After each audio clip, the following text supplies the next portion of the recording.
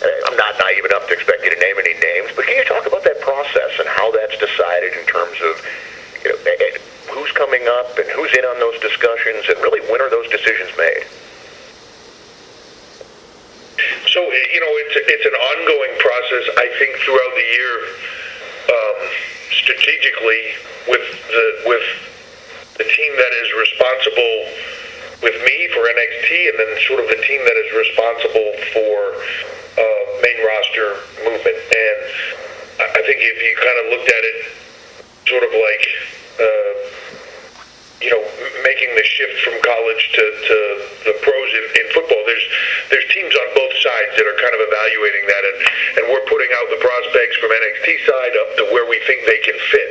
It's all about fit in the roster, where something is needed, where an opportunity is needed, and where they can fill that role. And then when do they want to do it? And then that final answer comes down to Vince, as he's a busy guy. He's not always aware of every single person on the massive roster of talent, both on the developmental side especially, that we have. So there's a process that they go through where they're showing him people and showing him how they can fill those roles and what he thinks and what his vision is of how it wants to go. So it's a constant process. As we get closer to WrestleMania, they're looking at the how, the when, and how it all pieces together. So it's a process at the main roster level. That final answer is Vince and the team that is responsible for both Raw and SmackDown writing.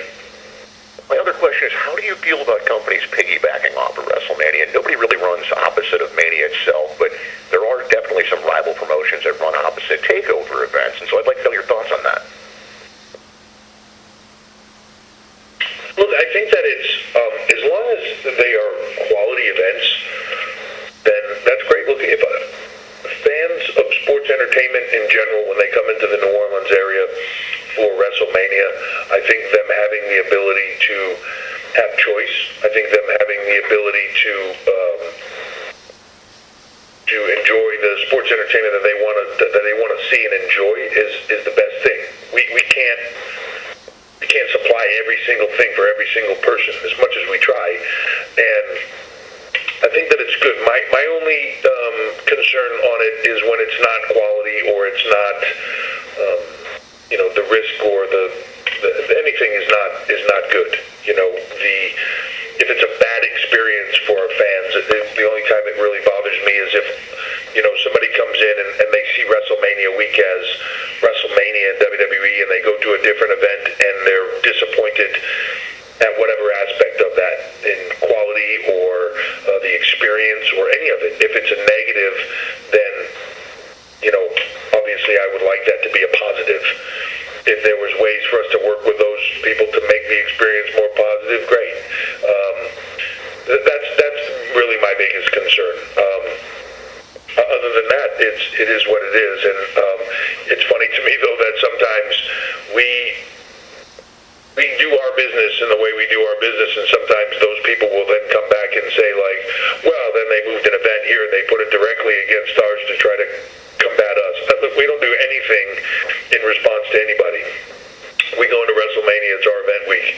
It is us going in there in the biggest way possible and celebrating WrestleMania and our fans from around the globe and their passion for what we do, and we're trying to give them the best event and experience possible on our side.